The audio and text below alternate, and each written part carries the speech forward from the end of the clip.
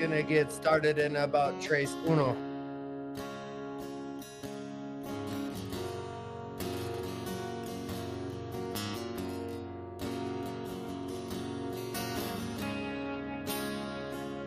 Yeah, come on, you guys. We're not doing it like the floor, like Carol's trick, so we'll see how it goes.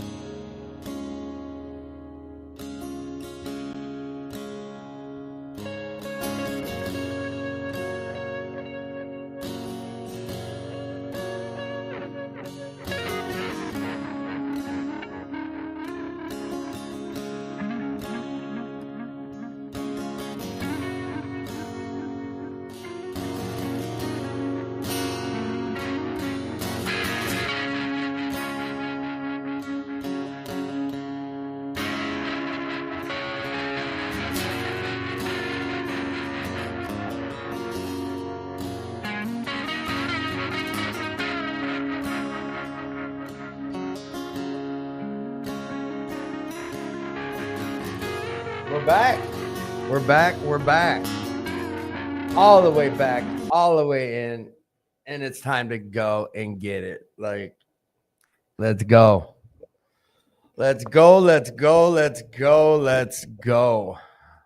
Let's go. Welcome back, everybody. It's been quite a minute since I've seen everybody, and it's time to do this thing again.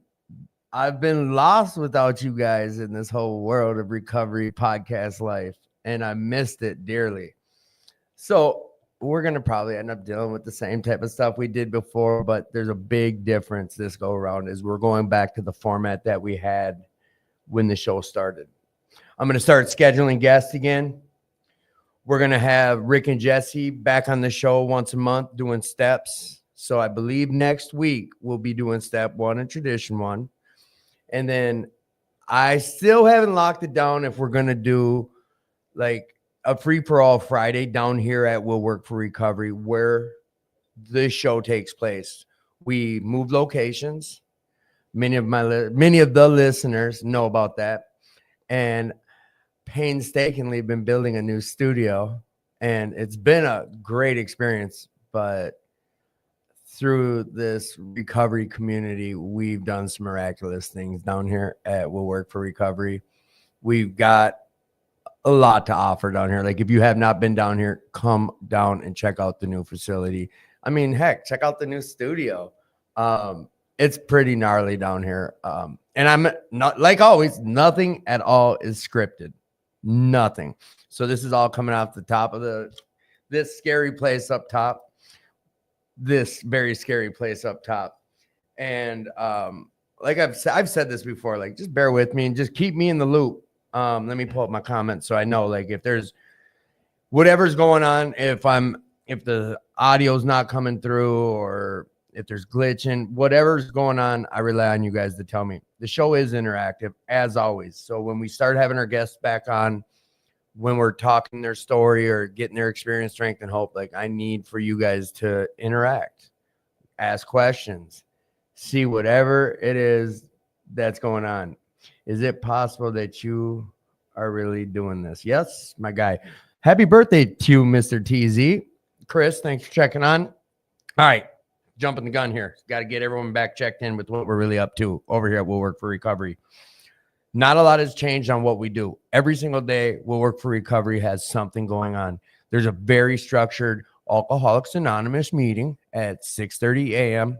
Monday through Friday. Every Wednesday, there's a great men's meeting and a great women's meeting at 5 p.m. every Wednesday. And then every night of the week at 7 p.m., there's a form of some style meeting, recovery meeting. And then there's events, tons of events, always events going on down here. So get involved, come be part of this recovery community, come make this place your place, or hop on here and share about some meetings. Like, we don't gatekeep when it comes to how we find our recovery. One of the best things that we've been able to encounter is being able to have other people share about meetings and where they're finding them at. Either come all the way in, sit down, or don't open the door. Come in and sit down, or don't open the door. We're live. Yes, very live. So shut the door or get in here. See, and I'm on this different attitude. Again, it's not going to be the feedback from everyone was that the free for all stuff, it's not going to happen anymore. It just didn't play well on this. It was too busy. It was too noisy. The feedback wasn't good. We gave it a shot. I think we went about almost a full year of doing that, where you guys remember the analytics thing, the feedback on it, the numbers of you listeners, you weren't too interested in hearing all that craziness, which I get it. It was hard trying to host a show like that, and it's hard to get any substance. Like, it was hard to get into conversations with people when you only had 5 to 10 minutes and there's all this craziness going on around you. So now I built this studio, and that's exactly what it is. Look, it is an enclosed room. It's a studio. And yes, we're at the zoo. Like, I put a nice little window in there so people can watch in here, but we're only going to have the guests that I have scheduled come on. And like I said, we'll get feedback from people. I know a lot of people want to hop on. There's a lot of people that haven't seen the show, a lot of newcomers. It's been almost 5 months since we've had a podcast. So it's something that people are really interested in. And I mean, it did a lot for my recovery, and it still does do a lot for my recovery. And the interaction side of stuff is what this is all about for me. I've always talked about this when it came to this journey I'm on, is right away, I linked up with a sponsor. We started doing some book work and steps and reading the literature. There's the basic text for the one fellowship and then the big book for the other fellowship. Once you read it, they're not adding anything to that stuff. It's what you read. And this is just my take. It's not they do add stories in it, but the essence of this program is hearing people share. For me, hearing their experiences or how they interpreted what they read, the same stuff I read, to get people's feedback on stuff like that. That's the stuff that really helped me move forward. So it's definitely a big part of what I wanted to incorporate into the show moving forward, was things like that, was getting people to come on and share, but we have to be able to get into some conversations. So yeah, I know. So go open up on your phone. I can't. So I'm live right now, I listen to it on your phone. So I did set something up outside. We have the big TV out there outside of the podcast studio where everyone's watching the show. And I tried to close the door, bro. Like, I'm going to be rude with people about this. Dang. But the way that this whole thing was working was that we would have speakers out there for people to sit out and relax like it was in the other spot and listen to the show, because I soundproofed everything. Like, I built a legit studio here. So right now I have that big screen. They can watch through the window and watch the big screen, but they're not able to hear anything. So like a jerk. I was like, well, open up your phones. What I could do is I have a Bluetooth speaker and I can just have someone go hook it up to their phone and listen to it that way too. We got a bunch of addicts and alcoholics, and you're telling me you can't figure out how to listen to something that's online? Wow. Hey, Mike, you want to grab Kevin and tell him to come in here? Thank you, Michael. I love you. Glad to see you back. Kevin, who does music, who's wearing a Hope Dealer shirt. Right here. He should be right by you. Yeah, you. I need you in here. So what we're going to do tonight, because like I said, Paul and Carolyn were supposed to come on the show tonight, and they were supposed to come on the show, but Carolyn's really sick and she wasn't able to come on tonight. Tonight was just going to be everything will work for recovery. Go ahead, throw headphones on.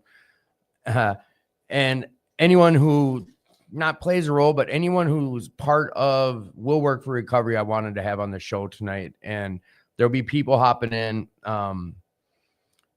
Louder. Would you like it louder? Right. You can't hear me. There you go. All right.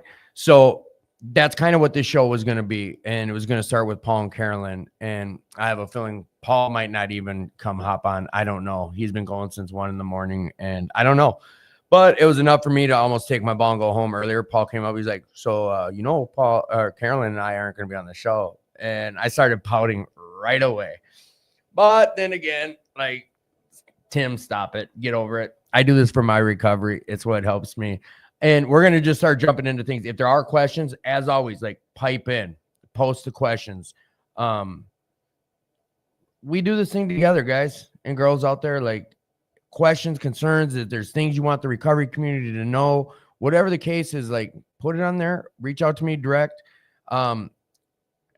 You can tell I only like it's been crunch time. So there's a lot of things that I'll build on to the show to get it back to what it once was and some. But the problem was like time was just running out on me and I couldn't push it another week. Last week I was sick, but I just thought of that too. Like these banners, we have little banners that I wrote up and I would usually like having them go across the bottom of the screen. There we go. All right. So there's my number. If you're struggling, please reach out. I used to always say this and I mean it and I still say it. It's like, you're worthy. If no one's told you today, like you're loved, you deserve to find your happiness. If you're struggling, please, please, please reach out.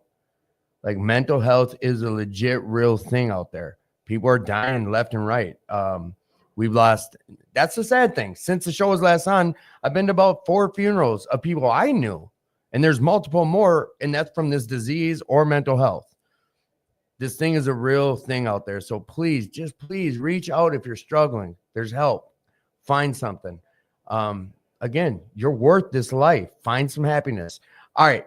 I'll get back into the whole soapbox motivational stuff in a little bit. But I brought a gentleman on. Go ahead. Please introduce yourself. Hi, my name is Kevin B. Oh, and I have you on mute. So, Kevin B., I apologize about that. You are red, which means, there you go. Hi. My name's yourself now too. My name's Kevin B. And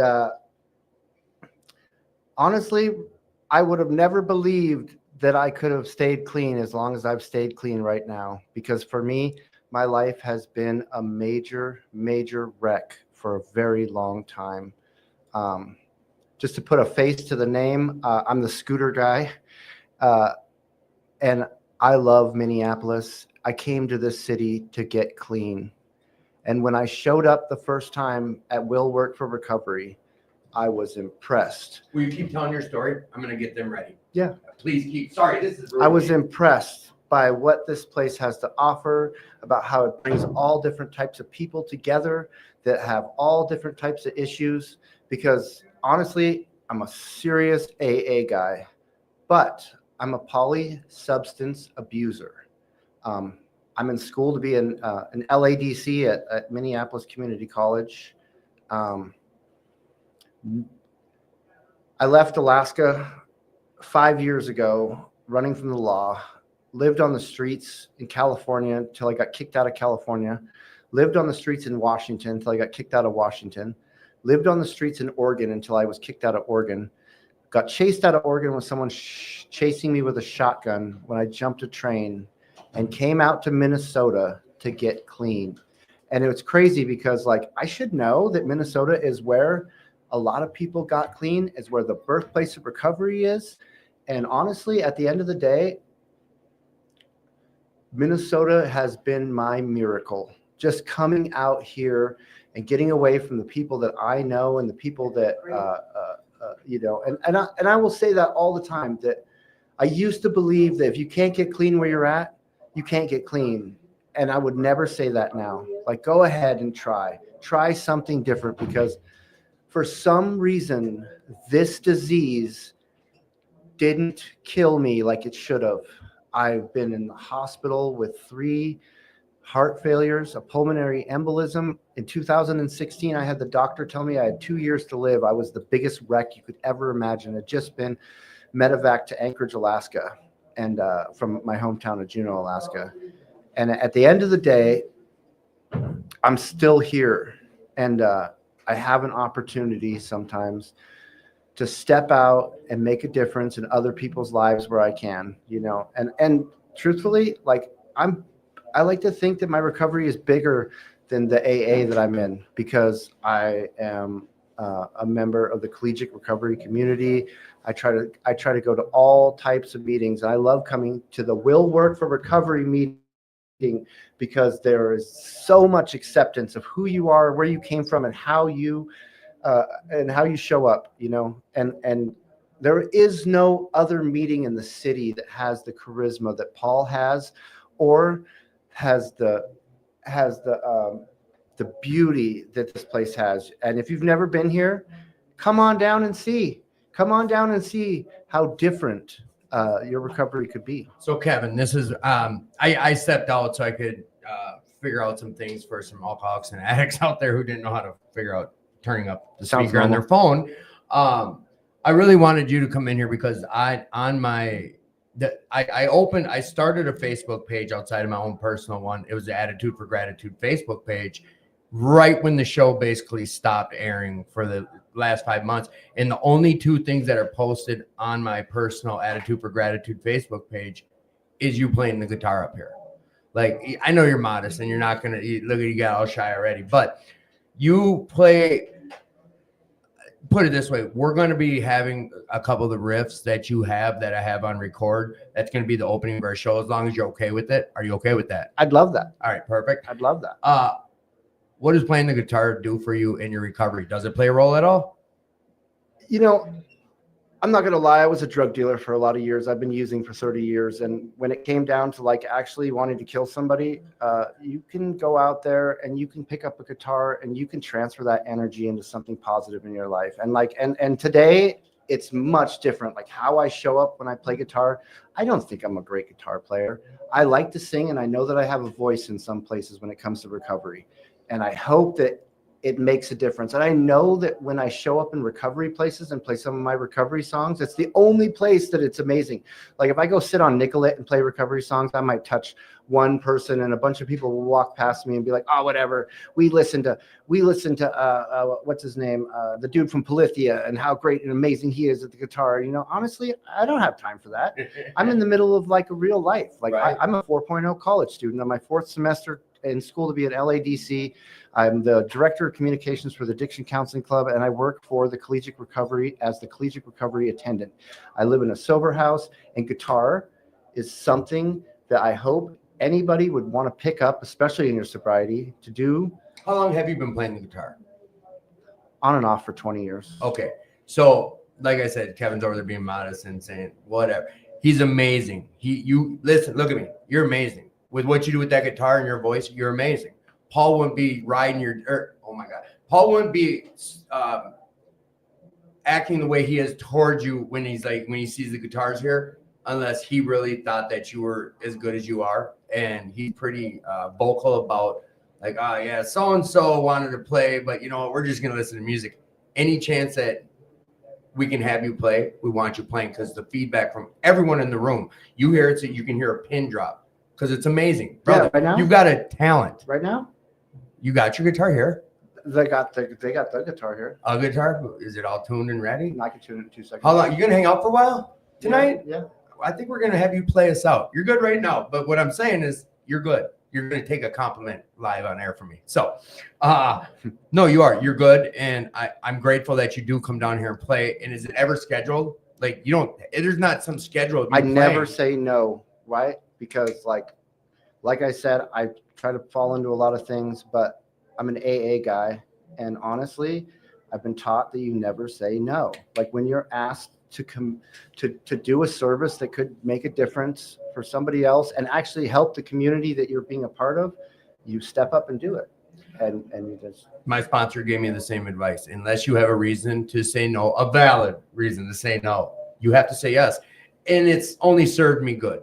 It's really only served me in positive ways. And this isn't the only place you do recovery. There's somewhere else I see you, usually on Saturdays. What is that about, where I usually see you? I'm a volunteer for Saturday Night Live Basilica, and I've been a volunteer there since I chaired that meeting last October. And I show up every Saturday. I show up here every Friday night, and I show up every Saturday there, no matter what. People say, hey, what are we doing this Saturday night? I say, I have service commitment. I'm like staying out of trouble. I'm doing what I've been doing for the longest time. And honestly, even with a busy schedule and a crazy life, I show up. And I was just talking about that, like how you show up in your recovery is how you recover, you know, and like, and I don't just mean how you show up in your recovery. I mean, how you show up in your own life is more important sometimes than how you show up. Actually, I take that back. Sometimes how you show up in other people's life after you've shown up in your own life is even more important, because you can't show up in other people's life until you've shown up in your own life. That's a great point. That's a very great point. I just had a conversation with someone, and we that was the round near the topic was, how can I sit and love on you until I can love myself first? Same type of concept is, in order for me to give genuine good love in me, this is only for me now. I can't speak for Kevin. I can't speak for Rob, but for myself, I can't show up and love someone with all of my heart genuinely till I can really love Tim first. And I found that to be the case for me. And I correlate that with what you're saying to a point, is, you know, how I show up for my own recovery kind of is how I can show up for others too. So how much time do you have right now? 19 months, 10 days, 18 hours, and I think 45 minutes, 15 minutes. Yeah, this is how we do it. We do count our time. And the only reason I can say that is I'll never forget that on June 1st, 2023 at 12 o'clock at night, I was arrested with one shoe and no shirt at Perspectives Female Treatment in St. Louis Park, and was taken down to Hennepin County. And when I showed up to Park Avenue, I didn't have a shirt. I had they let me take the jail shirt, and I had one shoe, and I was a wreck. And I don't have any friends out here. I knew one person, and they weren't good in any way able to come bring me anything. Right. And so I had to pick myself up from the ground up, from everything, at one of the worst treatment centers ever. And for you, well, I don't know. Actually, I'm not going to lie. I fit in great there. I was great. Like I was a wreck, and I was like, okay, I'm going to be a wreck. And they were like, okay, we're gonna meet you where you're at. Hey, my friend Rob just told me, he gave me that same piece of advice. I was having an issue with someone who had a couple months, and he said, Tim, you got to remember where they're at. Like, remember where they're at in their life and in their recovery. And it really helped me to accept some things. But I cut you off. Keep going. So the random thing about all this was, in all of this, the least amount of trouble I've ever been in, I got in trouble out here for, it was called a reckless child endangerment. I was watching my best friend's 2-year-old kid when she went back to Alaska to sell drugs for us, and I OD'd while I was watching the kid. I have warrants in Alaska. I can't go there, so it was like what it was. And this would have stopped me from anything that I'm doing, right? Like as of right now, so I go to court right after I just started school to be an LADC, licensed alcohol and drug counselor, which is another interesting thing because I didn't show up to school because I was going to be a licensed alcohol and drug counselor. At first, I was going to steal a copier because it was time to go to another state before Alaska came for me, because Alaska comes for you just like Minnesota comes for you. Yeah. And that didn't work out. And so the next thing I was going to get the native money that I could get. And that didn't work out, but I got the money and I got accepted, and somebody talked me into it, and I decided I'd sit it out. And I sat out a semester and I got a 4.0. And in the middle of that, I went to court, and they dropped my reckless child endangerment so that I could go to school for this. So I do the background study, and my 2 drug dealing felonies are over 15 years old. And so I was like lucky to be allowed to do what I'm doing right now. Like I've got the green light, like I've got the world in my hand. Like I do know that where I'm at school is that, you know, people are noticing the hard work and effort that I'm putting into what I'm doing and what I'm going to be doing. And I have a career possibility. Like I've been a wreck. Like I was on the streets of Portland, Oregon, right before I got clean, before I came out here. That's what I was doing, was living in a tent in downtown Portland, Oregon. And Portland, Oregon, is the streets out there as bad as they? I haven't. The streets out there are the worst streets in the country I've ever seen anywhere. There are the most homeless people you'll ever imagine, in tents everywhere. There's a tent city almost as big as Dinkytown, and you can't even go in there without getting stabbed. People get shot next to you in parks because there's no police out there. Because so your experience out there was terrible. It was, I mean, with what you saw, it's not a safe place. I thought I was having a great time. Yeah, well, we were getting fentanyl grams for $5. Yeah, so in my head, I was like, yeah, I can afford food and this, that, and the other, right? You know, but I still was not putting my money into food. We would still steal food. Addict shit. So without getting down that dark road, and no, that's all good. Like you wouldn't be in here unless you earned your seat. That's typically anyone who comes in these rooms. We usually earn our seats. Life's usually not going on the up and up when you walk into these rooms, from what I've encountered, you know. So what I'd ask of you now, Kevin, like I wasn't sure what I'd do when I had you in here. I just really wanted to emphasize, like when you guys come down here, you see Kevin, if it's a Friday night, you see that guitar by him, like buckle up. It's an amazing experience.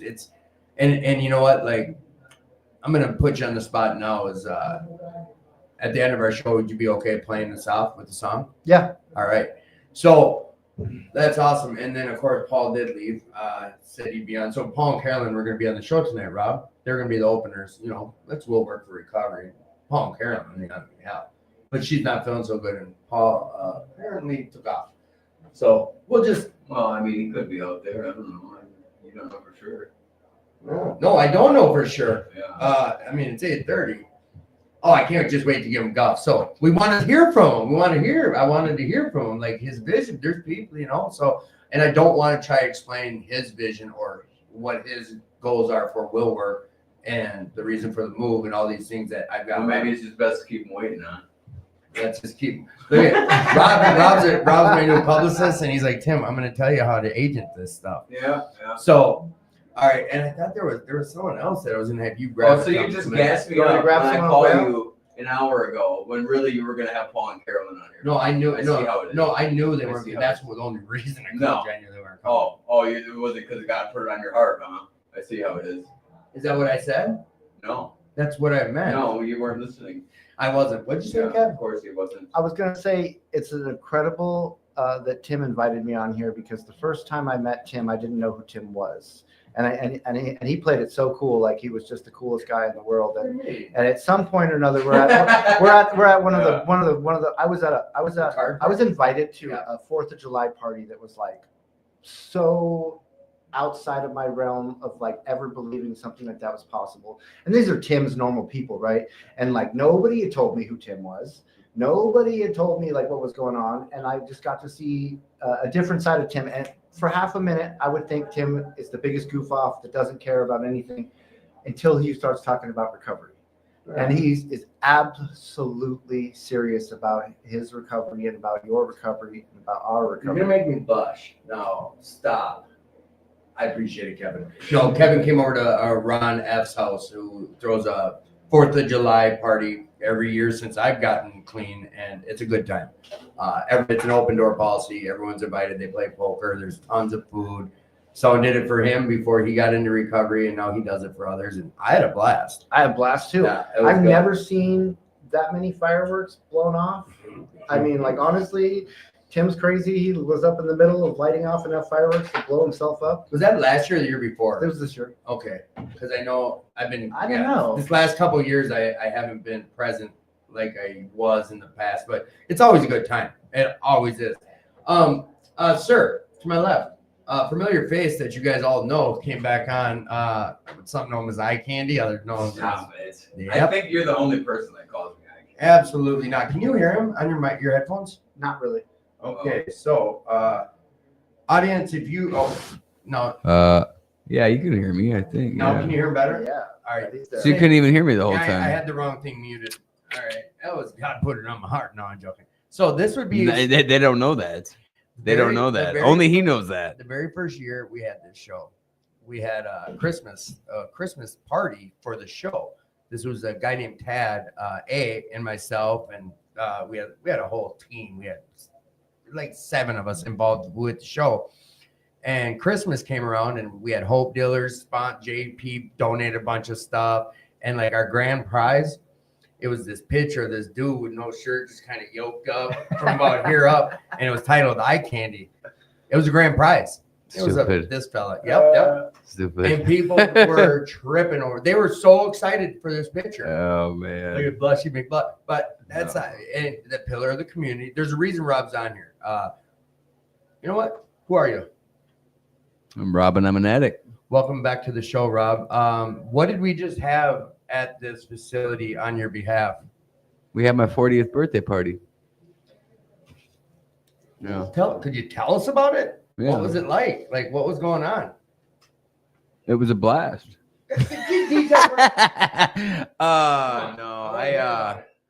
No, it was great, man. I welcomed a new decade of my life in the right way, because when I turned 30, I can remember I was using heroin in my parents' basement, and I basically wanted to kill everybody because I didn't feel that I had any friends, which rightfully so I didn't. And bringing in my 40s was a completely different experience. I think there was like 60 something people here, and we had some goats. Yeah, We one of a had kind. goats. I don't think that anybody's gonna go on in recovery and be like, yeah, man, there was a couple of goat parties I went to. No. You know what I mean? So we had definitely some unique stuff there. We had a DJ, man. It was cool, man. It was. So It a was cool, side man. note on this, me and Robert talking, and he says, Tim, I don't know if it was Samantha and I talked about it or you brought it up, but we're going to have a birthday party for Rob. We're not sure what to do. Now we're hearing my version of what it was. And I'm talking to Rob, and he's like, Tim, can you get we should get goats. And I'm like, No, here's how that happened How is, did is we- that we talked about it. And we were talking about doing something. And I was like, I want to do something really ridiculous, right? yes, all right. And I remember, like, I was thinking, I was like, well, maybe some farm animals, and I was in therapy, and I was talking about this with my therapist, and and I was like, I should. And then she's like, you can rent goats, and I was like, goats. I was like, that's perfect. But then wait, The I'm goats, not and then gonna I let go any called you, further. and then I Yeah. called you. I called you like out of the blue. I was like, dude, goats. And I'm Let's like, get some goats. Rob, what the F do we want? Like, instantly, I'm thinking of something nasty. I'm like, goats? A Yeah, party? literally Farm everybody animals? everybody in recovery was like, Yes. dude, you can't do dirty things to the goats. And then we're like, no, Rob is the goat. Yeah. And it just clicked like instantly. And ever since, like, so we had t-shirts made up. Yeah. Good Lordy, Rob, or no, Lordy, Rob is turning 40 with a picture of Rob's face on it. I had you guys will see, I'll be part of the decor. Yeah. And then Well, we I put mean, them we on- were trying to sell them for, all the proceeds Yeah. went to Will Work, and Yeah. We sold some shirts and that money went. It was a great, like, oh, someone's calling my phone. That's why. Just hang on. Boom, there. Yeah, it was great for a fundraiser. I know, like, I think people donate because Zaza or yeah, OG Zaza. OG Zaza brought pizza at like, I don't know, like 60 pizzas. Yeah, and, there's quite a bit. Yep. yeah, and that was just for free. And the DJ came. It was just a whole bunch going on. It was free, so people donated money, and I still didn't really get a total of what got brought in. No, I never really asked. To be Yeah, me honest. neither. Yeah. After thinking about, it, but I know like I would have liked to have been more, but that's Yeah. just the addict to me. I always want everything to be more, Yeah, but it was, but the fact of the matter is that we at least did something, and we're trying to do at least my part to keep the doors open. The well, stuff that's ain't the way I cheap. see it. Is like you decided to spend your birthday party doing something to bring money into this place. And I know you didn't only say, I got an idea for my birthday. Let's only make money for work. You're like, no, we're going to have a fun time. Yeah, no, We're going it to have a was. party. and we can bring in and raise some money for will work. Yeah. And that's what I love talking about when it comes to will work for recovery. Paul's always up for stuff like that because we were going to have it at another location. Yeah. And the second I brought it up, the only blowback I got was about the goats. Well, yeah. He was like, "Wait a sec, do they bite?" Well, I mean, that's a good question. I didn't know. I had no idea. I didn't think of anything. I was like, "What the goats?" I mean, they're you know what I mean, like a. But they were like dogs. I would have never. Yeah, pretty much, man. The whole ride here. But dude, I felt terrible, to be honest. Like, they were scared. The music was loud. I didn't know that. So if anybody out there is, really passionate about goats, I'm sorry. You know what I mean? Like, we didn't mean to scare the goats. They made it home safe. Yeah. They're not deaf. They weren't in the room with the music, but I just think that they, it kind of started. They didn't like all the noise, and they went home pretty quick. So, Yeah, I only got to hang out for about 30 minutes. Yeah, they weren't around for very long, but it was cool, so 20 pounds of shit. Yeah, well, they're just little teeny little nublets of poop. Don't make it sound like they were just these big. I'm the one who picked they were little rabbit turds. Every night. No, you didn't. There was quite some over. Yeah, I did. Oh, yeah, I did. Right. And then I also picked up all the trash too. And it was my birthday party too. I mean, imagine that. You had to do work? No, I just noticed it was there, so I picked it up. You know what I mean? That's what we get to do. And I also, I didn't tell anybody. Because I don't. It's the good thing is it was just little poop, like rabbit poop. The cool thing was I got to learn like what goat poop looked like. I didn't know that. I figured it was like just regular. It looks like Cocoa Pebbles. It's like rabbit poo. You ever had a rabbit? When I was a kid, I had 12 rabbits, man, and I was like, oh, it reminded me of the little rabbits, man. So you know what? Like I like how you kind of called me out without calling me out. You're like, yeah. Yeah, passively aggressively did that. Yeah, did you like how I did that? I did. Yeah, I do this all the time. Telling yeah, but now that we brought it public. No, I'm bringing it public because these are the things I love about recovery. Yeah. Because I'm not over here like, up you, dude. Like, screw you. I'm not getting mad about it. Like, okay, I just learned something. Like, thanks for pointing that out. Today I have friends that do that to me. Well, I mean, serious. Rightfully so. But I look at it this way too: is I have someone who even gives a shit enough to say something. Right. I just had this conversation with someone and it's like, buddy, I wouldn't say nothing to you if I didn't care. Right. Whatever the topic was. Like, that's the stuff we get to do. What's been the biggest hurdles of your recovery? The biggest hurdles of my recovery. Getting comfortable by getting uncomfortable. Like, I'm not from this city and I have to go out to places all the time and recognize that it's my recovery. And that means that I have to connect with people and I have to get in places where I don't feel really comfortable. I mean, honestly, I have a lot of challenges coming up. And I can't focus on that. Like right now, like I'm in a sober house. They'll always be there. Been in a sober house for 18 months. Like, they don't stop. These guys that are sitting here right now they're way beyond that. They don't know what that life's like. Wow. Hey, I miss sober house, dude. What you mean, man? I miss that stuff. Like problems and stuff, they show up now. Yeah, they don't stop. No, they don't stop. Like, don't hear that as a deterrent, but the difference is how we show up when those problems arise. I mean, for me, that's the big difference today. Well, and then you get, this thing called growing pains, and you really get those early on. And Rob's had his Harley Davidson stolen 3 times. Yeah.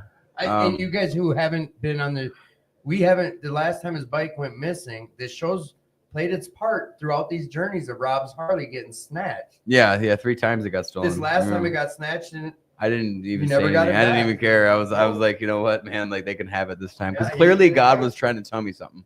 Explain what do you mean by that? Like, what do you mean? Well, you say stuff like that, but validated by. Well, I think that, like, even the first time that it got stolen, that was my realization that, like, God was saving me from, an accident. There was probably going to be a piece of gravel on a road somewhere that, like, was going to be, my life, and God was keeping me here for a purpose, right? And then, it got stolen the second time, and it got brought back, and that was a really powerful spiritual story about, the gentleman that actually called me on Facebook and then told me that I saved his life at a meeting 3 years before. So, like, the second time that it happened, it was more or less to remind me to keep my heart in the program, because, like, it kind of shied away at that specific time. And the third time is basically the same thing as the first time. I was like, okay, well, it's God is trying to save my life. He wants to keep me here, and basically, like, it could have been detrimental instead of, I mean, yeah, I was violated for sure. You know what I mean? Like, something got stolen from me, but I just looked at the positives, and you know, when I got the picture of the dude that took it, I actually felt compassion for him. What do you mean? know? Not the picture of the dude that took it. What, they having him on security? Yeah, so he broke in through the Skyway, and they had photos, or they had video of him doing that, and they sent me the video, you know, and then he sent me a still shot of his face, and you know, it was like, man, I just looked at him and I was like, man, like the dude's got to be like 53 years old. You know what I mean? Like, you know, sunken eyes, you know, and like, I clearly been doing it for years, and it was like, I just felt like this like compassion for him. Like, man, I feel bad that like you have to be at that stage in life at that age to be doing those things, because like, I mean, I in my head, it's like, you know, that's like some stuff you do in your teens. Well, You know how what I was your mean? reaction to that same situation, But- seeing that picture 10 years ago? That happened to you 10 years ago. What's Well- the reaction then? Here's No, the I reality get of it the way is, you're is saying. here's the reality of it is 10 years ago, I wouldn't live in the place that I'm living. No, I wouldn't have the bike that I'm driving. No, You know what I mean? I Like get it. realistically, but no, but I know I'm getting there. Yeah. But Well, you situationally, yeah, because you're interrupting me. So situationally, like if the same thing would have happened 10 years ago and I had these things, of course it wouldn't have been no good. You know what I mean? But the whole networking of it, like, man, you know, let me know when you see this dude. You know what I'm saying? Like, of course, like blah blah blah. The tough guy card would have came out. You know what I Yeah, mean? but no, And who explain the knows? first 2 times it got took and how you got it back. The same style networking, but what's the difference Well- of the networking? What do you mean? Oh, like, Come on, dude. Well, explain. let's dissect this a little bit, right? So 10 years ago, I probably had, I'd say maybe 500 Facebook friends.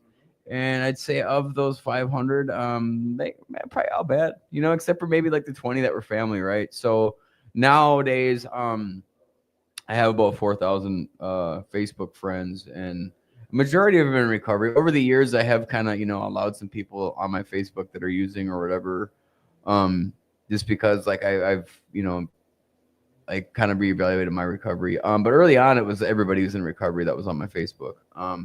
But now it's like you know, I've just been a lot of places because of recovery, man. So I have, you know, a lot of people on Facebook, man, and you know, when the second time it happened, man, I believe it was 300 people shared my bike. You know, there was even a person in Massachusetts that messaged me asking me if I found my bike, you know, and that was a really powerful thing, man, to just remind me that, like, you know, keep your heart in recovery, you know, because, you know, once we get some time in this program, man, like our disease will tell us reasons why we shouldn't be here and why we shouldn't stay. And then we develop these resentments towards these people for them just being them, when really I need to learn to love them people and not even I tolerate them people, man, because like love is like, that's, I think that word's thrown around a lot, you know, and when I say, well, oh, I love you, I can't say I love you when I really don't know you, you know, but tolerate those people and show them compassion, you know what I'm saying?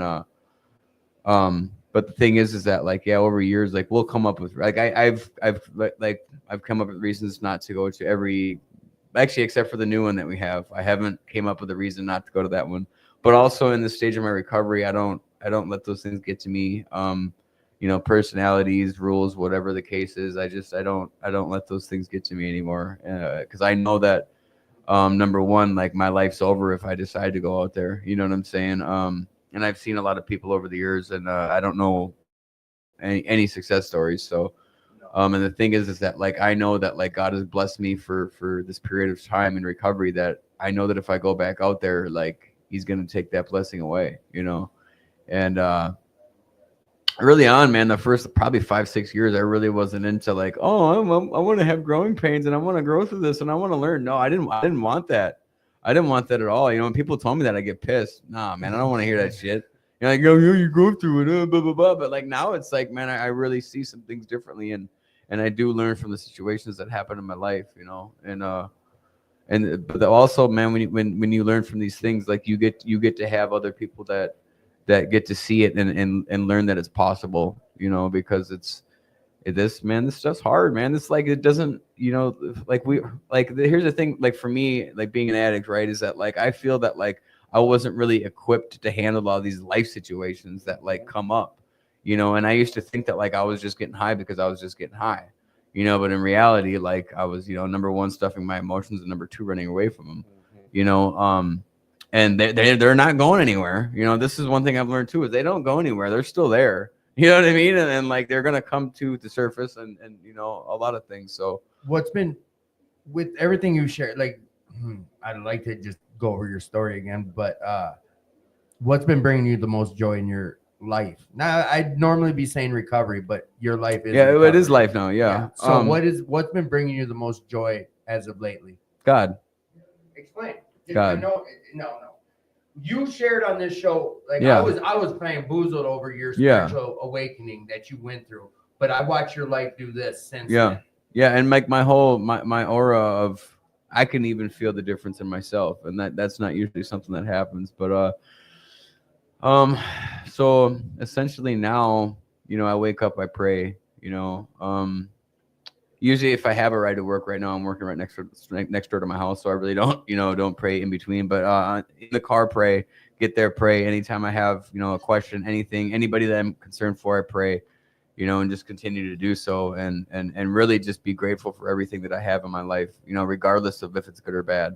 You know, like I said, you know, last week I dropped a 25-pound weight on my foot, you know, at the gym, you know, from the bench, you know. So I mean, it's usually You smashed the hell out of your and you know, that I was actually, you know, praying to God about it and just thanking him that I didn't, one, break my foot, two, I was able to go to work. You know, I was able to pay my bills and all these things, and I was just really grateful for it. You know what I mean? Like, same with your motor. Like, listen to like if anyone has heard what Rob has shared about, like a motorcycle getting stolen, and I guess I was trying to allude more.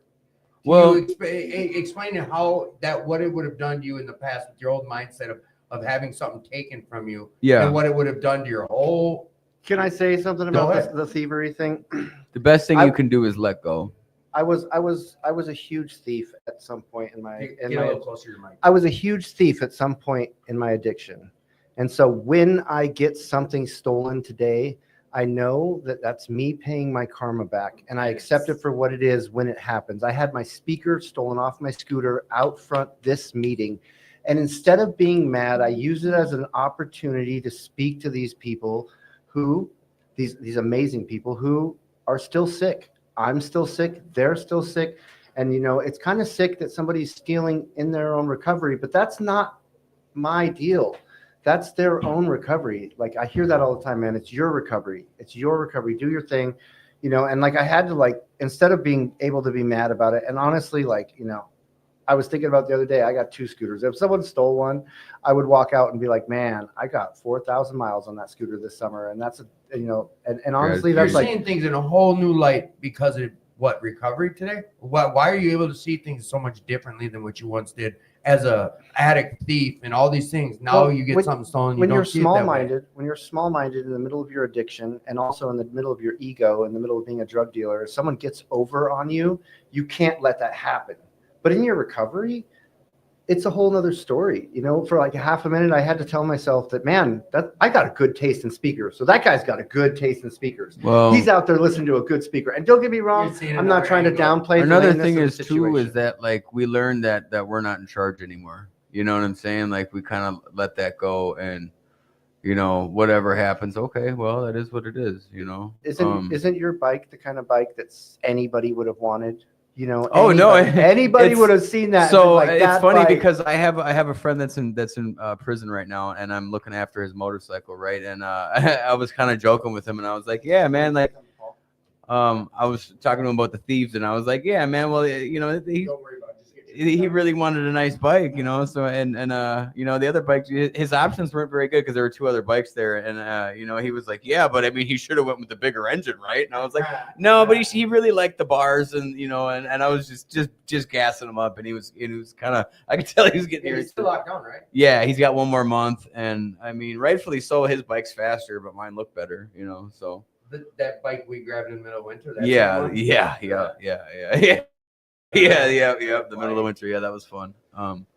But yeah, I mean, it's just stuff, man. They're just things. And realistically, we think that a lot of times, you know, in early recovery, we want to think that recovery is all about things. You know, we got this back, I got this back, I got that back. You know, but what I do have today is peace, and I have a positive reflection of myself when I look in the mirror. You know, and I don't want to put a gun on my mouth and pull the trigger today. You say those type of things like that once was the case. Absolutely. absolutely. I hated myself and I hated the world, and I wasn't. I was pretty quick to let you know. How long into recovery before that changed? I know it changed. 6 years. Oh, really? You're Yeah. gonna say it was just that experience? Well, I mean, I suppose it it's just like the onion. It does come in stages, but it took a while, man. It was off and on, and but like from 6 years till now, I haven't had those. I want to blow my head off. I have felt moments of depression, but not to that extent of wanting to, end it. But you really truly held strong to that experience of now having God and in the front seat with you. Absolutely, he's driving. I know what happens when I'm doing what I When when I you're want to do. driving? And even if it doesn't involve chemicals, you know what I'm saying? Like if it's my will and I'm thinking things my way, like I'm gonna be mad at this person because they said this, they said that, and I'm offended because of this and that and all these other things. But when I think about what God's will is that God's got a plan and it doesn't involve them, piece of cake. Or God's got a plan that doesn't involve that, piece of cake. It's so much easier to think things through when I feel things that way. But when I start letting my emotions start running, no, it just doesn't work. I'm mad. I want to call you out. This is me genuinely asking because we talk daily. How do you bury them? How do you get? What do you do when these emotions come up? Because I know you still get these emotions. Emotions still happen for you. So it depends on the day, man. You know what I mean? Like I'm not perfect. I've acted out. But after the fact, I pray for forgiveness and prayer. Yeah, absolutely. And then like it's in to kind of identify like when things are, because a lot of times too, man, like when we're pissed off, like we could just be hungry. It could just be something that simple. How much water am I drinking, man? That's why, like, you see me with a gallon of water, man. Because because I want to, when I'm hydrated, like you can tell the difference. The chances, yes, I can. Like the chances of me acting out and say anger, really, like it goes down quite a bit. I mean, to anybody listening, like if you don't drink water, I would like kind of challenge you to try to drink a gallon of water a day and do that for a month and notice how you feel. Like you will feel better. Side note, I want to tell you guys something about Rob though. This man's out. I gotta go pee real quick. Oh yeah, absolutely. I'm drinking. This is 1.5 today. I'm at 1.5 gallons, man. But I mean, anyone who's been around, I've heard that. Who hasn't heard like drink more water. Well, and essentially too, it's good for your skin. It's good, and also eat good. How does your health look today? How does things look on your physical stuff today? My blood work looked good, in regards to all that. Yeah. You go to the gym. Absolutely. Yeah, come on, that's what I mean. Yeah, I'm in the gym. There was a time I was really, and I cut you off right when you're starting to tell me, but there was a time you were on the show where it clicked for you. It was when you were jogging the lakes a lot. You're like, it was the best thing for your mental health at that time. This was before your spiritual experience. Yep. Because that was also a tool in order for me to, not feel so shitty, Right. A lot of times too, we get stuck in these habits, not getting enough sleep, eating, stuff that's bad for us, cookies, sugar, espresso. I've had times where I've been drinking way too much espresso. See, Paul's right there. I know. Boom, gotcha. I told you, he's shaking his head good. But no, I mean, there's times that I'll fall into traps and like I'll drink like 2 espressos a day, 3 a day, and it's just so bad for me. Is it tricky being in these meetings because everyone knows there's cookies, there's sugars? Yeah, it sucks. And let me tell you this too. Like, there's no more unsupportive like friends in your life than when it comes to that, like smoking and eating. What are you talking about? Well, I mean, you know better. You're not like, hey, you want this? You know what I'm saying? Like, and like, especially when it comes to like, food, dude. Like, people are like, oh, look at these. Because if somebody offers me enough time, I'm gonna take the cookies. But the cigarettes, no, you couldn't get me to smoke cigarettes. I get it, anymore, but the whole food thing, like, you think it's not a personal attack? It's just something. No, I know it's not. I know it's not anything, malicious. It's just that's just where they're at. That's why I bring up these rooms. Like tonight, someone. I think it would be. Yeah, I know. I saw those. Yeah, they look great too. Yeah, a bunch of donut and that's just the thing is that things vary from person to person. I mean, personally, a lot of people probably don't mind because they're not in the gym and they're not they're not really with that, and that's fine, man. That's great. You know what I mean? And I mean, like, you want something to last, man, bring some bring some vegetables or something, you know. Yeah, I bet you to be there at the end of the meeting, you know. But I mean, you know, I don't know. Yeah, it's very difficult, man, and it comes and goes in waves, you know. But if that's all my problem is today, man, I'm doing all right. What's You know the what I mean? biggest thing you would tell a newcomer today? Someone that comes to you and what's the biggest thing you tell? This is you and me now. I mean, Just one thing. no. What do you tell a newcomer? Hey, I don't care what it is. 10 things. What do you? Newcomer comes up to you. I'm really thinking about doing this thing in recovery. That's what he says to you. I'd say, all right, let's go. You know what I mean? Like how do I do this Like, what thing? kind of struggles are there going to be for me if I decide to? Well, start doing here's something that I would tell a newcomer is that, like, if you decide to do this, you got to know that your using will never be the same again. You know, that is one thing that I will tell you. So if you're going to do this, just make sure that you understand that, you know, and then also you need to understand, you know, the depth of what the disease of addiction truly is, you know, and it's powerful, man. And it's think enough that- to knock yeah. anybody off their square. The thing that You know? really effed me up was when we read. It was the first time I heard that this disease is progressive, Yeah. and I saw it. Always worse, never better. I never realized it until like I read that, and then I think it was not Lee, Nate, his funeral, Yeah. and then another funeral, then another funeral. Yeah. And that's when I came in here. Like, I'm sick of letting balloons go. But Yeah. progressive, like it only is going to get worse. I remember we had Derek on the show, and he said when he was like 15, their parents sent him to a recovery spot, and they read that, and he started crying. And I'm like, what? He's like, at 15, I knew. I was like this. So it's always gonna just get worse. Yeah. Like it was a scary fact to hear. And our literature seems like it ends up coming true. The stuff Yeah. we read about. Imagine that. No. And here's the thing too, is that like we come in here and we're like, man, because I know I did that, Yeah. you know, and that's the thing too, is that like, you know, whenever I'm like, I say something to somebody, it's not because I'm at a point of like pointing down to them, you know, I'm never above anybody. It's just the fact that like I did those same things, and like, and that I would like to see people not have to go through, you know, all the growing pains, quote Right. unquote, you know what I'm saying? But I mean, usually like 9.8 times out of 10, probably like people don't listen, just the same as I did. I was just saying, as a I didn't listen, newcomer, you know? I mean, I hear people. I don't. But wanna by this time that I got here, like I was willing to do whatever. Like I was more Yeah, willing, you know. That's where I was going with this. Is I don't have the stories of tons of ins and outs, but Yeah. I just used until I got to that point of I don't know how to stop. Please help me. How I know do you got like one of the most unique stories ever of like it was just done. You know what I mean? It wasn't just done. It was That's Well, what- because because you were when like, it comes you to this Googled world, it. but You yeah, like when you it comes to Googled it, this world, and of course yes. you went and did your thing, of course. But it's like, Yeah. I mean, just- I share about this at Fairview once a month.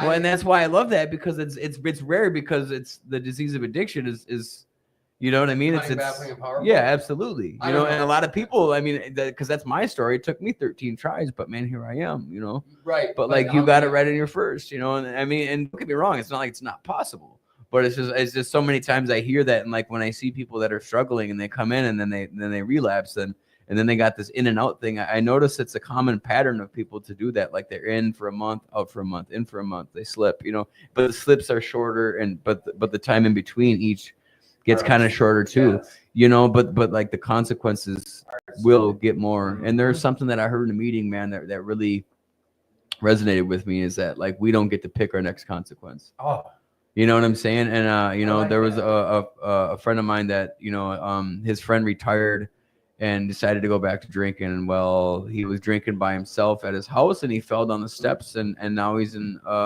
assisted living, you know, Wow. and he doesn't remember stuff. He doesn't know who you are.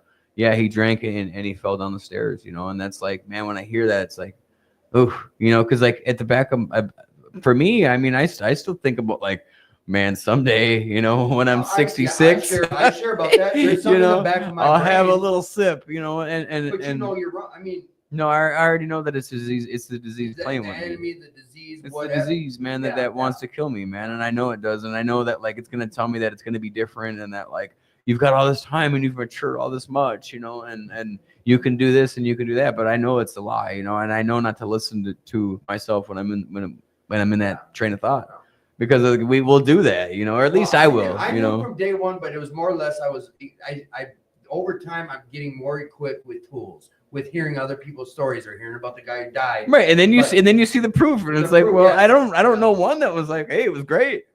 You know what I mean? Like, and if I do, they're lying because then they'll come back like a year or two later and they're like, yeah, no, it was fucked. No, that's why I share. I still do. Like, there is something in the back of my brain. There's something that says someday you'll be able to again. But I'm not talking about a cocktail. Well, Because I think for a while it was manageable. Like anybody. The thing is that the fantasy of my disease doesn't match the reality of my life. Oh, say that again, buddy. The fantasy of my disease doesn't match the reality of my life. Mm. So like I know that in my head it's this fantasy, right? So that's my disease.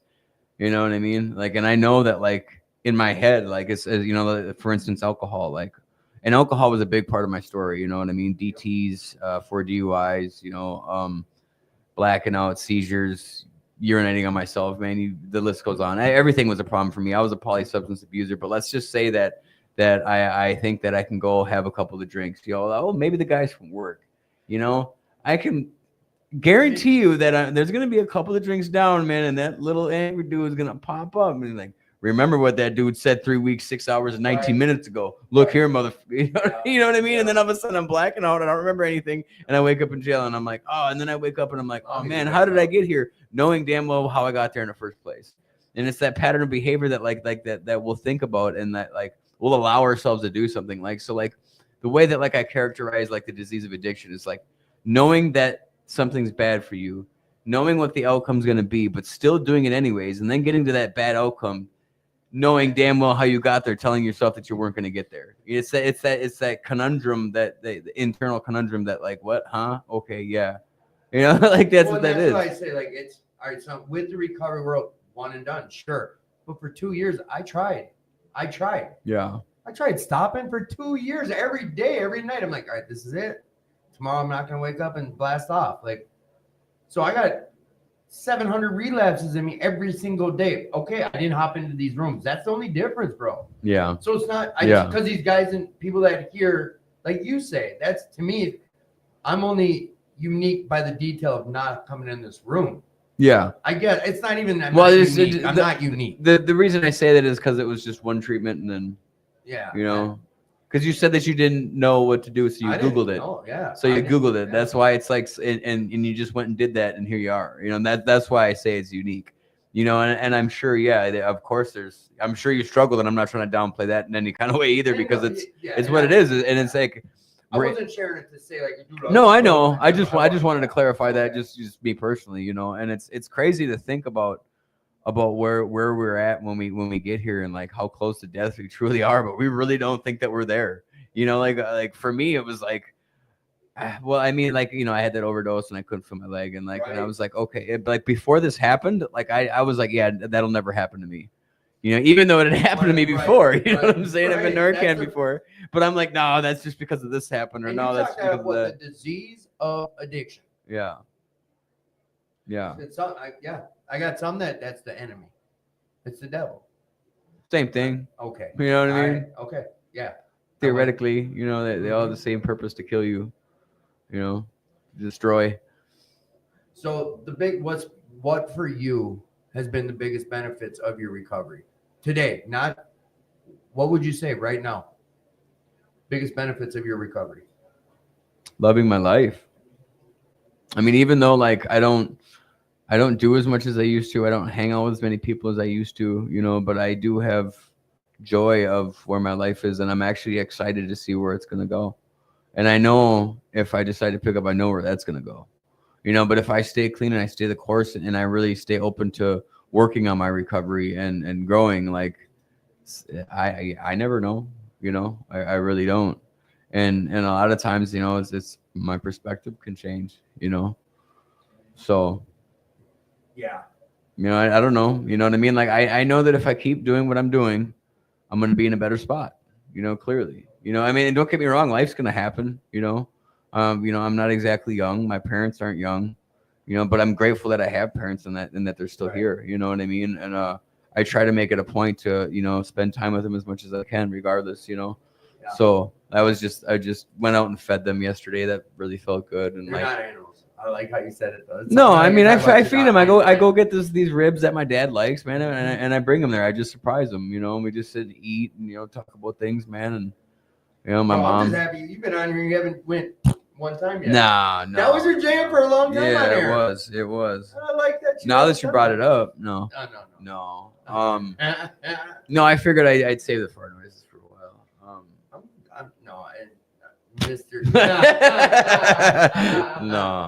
No. So, all right, you're about to be celebrating the 9-piece. Yeah. 9 years coming Yeah. up. Just gonna be able to shadow over mine. Okay, so do you set goals still? Did you ever set goals like pen to paper goals? No, not really. Kind of. That's kind of it's Elaborate. there's a gray area there, right? So like I've thought of things that I'd like to do, you know, and I've made progress on doing those things. And well, actually, yes, I have. Yes, I have. Chalk, soap man, yeah. Most definitely, I have actually. When I think about it, like certain things, you know, especially like with the truck and a lot of things, and like some things are still in the work that like I'm making progress on. But here's the thing too, is that like recovery has given me the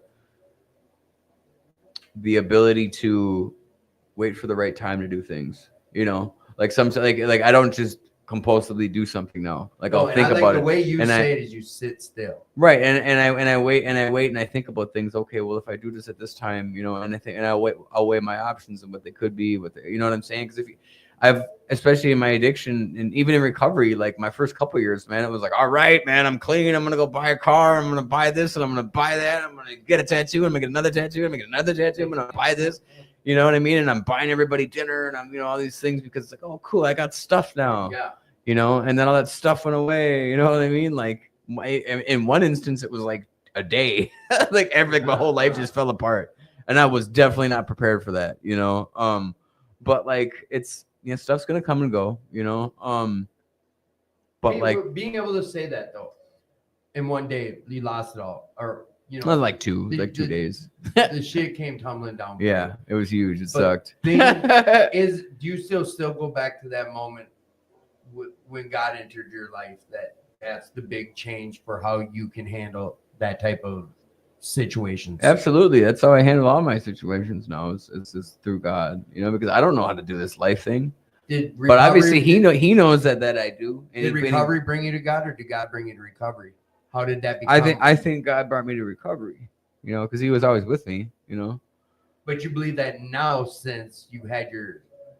Well, and I am going down. And here's the thing is that like I knew that like I knew that there was a God and I knew that it wasn't me and I knew that like I believed in him and I prayed, but it wasn't to the magnitude that it is today, and it wasn't, and I didn't know that there was such thing as Holy Spirit, and I didn't know you could feel it, and I didn't know you could see it, so nonetheless there like because I always knew that there was something greater than me, and I always believed in God, and I knew. And well, I mean, and when I think about like my overdose, it was on Christmas. I mean, what, you can't tell me that God's not trying to tell me something, and then my clean date is 2/8, which is my birthday is November 28th, and I don't know. I just think that those things correlate, me personally, but like, when I really think about it, well, and I also think about the fact that like I shouldn't be sitting here. You know what I mean? Like everybody. Why? Because people say that, and I always want to pick their brain about why shouldn't you be sitting here? Number one, because I had a lot of people in my life telling me that I needed to calm down, and they're now dead. You know what I mean? And there were people that did way less than me that are no longer with us. And there are people that that were in my lifetime that even that walked this path that are no longer with me. And when I really look back on the situations that I got into in my lifetime, like I should not be here. And I am, and I get to learn that like God has a plan for me and a purpose, so. Is it a deal for you? Is meetings or no? Can you stay clean without coming to meetings and doing step works today? Today? Just for today, I could. One day. I don't. There hasn't been a time that I've missed any more than 2 weeks going to a meeting in the 9 years, and I noticed the difference. instead of listening to whatever somebody's trying to tell me, I'll think about everything that they're not trying to tell me, and it just becomes this big spider web of just messiness that like I just don't like, you know what I mean? And it's like, and then I'm getting pissed off, and it's just, I don't know. And then restless, irritable discontent, what the Like, you lingo truly goes on. believe that. Oh yeah, that's what I need. It's what I need. This is my medicine. I come to my meetings, and to be honest, I've been slacking on step work. I need to do some step work. It'd be cool if someone came to you and was like, "Hey, why don't you let's start doing step work." No, again." somebody did do that, and And they that got same work. person, right? We were at a meeting, and I was like, "Hey, we should get some books," and then they left before we did that. So, I mean, yeah, wouldn't that be cool if that person actually followed through with what they said, huh? Yeah, that'd be very cool. That person we're referring I to forgot is I Tim. called to Yeah. work, and that was that day. Yeah, it's just mhm. But you know what? You always remember those parts, right? Yeah. Yeah, not I my didn't do it. personal part in Yeah, it. but no, I have been lagging on my step work, and it is something I need to do. Side note, I want to thank you, Rob, for borrowing me the sanding tool to get this done, and thanks for offering to help to do this studio. I appreciate that. Thank you. Yeah, no problem, man. And now Rob comes in here and points out the seams of my ceiling and the Well, seams of my wall. there's only one that's really bad, and there's a couple of edges that are kind of rough. Well, there's another one there too, but Here he goes. it looked better in the other lighting, but whatever. It still looks So pretty there's good. a guy listening now. He's down on a vacation. Just celebrate. Congratulations, Dustin, on the 6-piece. He just got 6 years of continuous clean time, continuous sobriety. And now he's down on a vacation with someone very close to him down in Florida, enjoying some sun. And I know he's on a minute ago because he told me to get closer to the mic. But he says this thing that's really been like sticking in my brain lately. I want your take on it. He said, I got my ticket to the dance, recovery being the dance. And now that I'm here, I don't want to leave. The ticket to the dance is how we got here, the work we put in to get here. The shit that got us to where we're at today. Why would Thanks I for the change info. that? Well, you made a face, and I'm like, all right, do I got to explain what the ticket is? No, most definitely not. All right, know so what the I ticket got is. my ticket to the dance, and now I'm at the dance. I don't want to lose my ticket.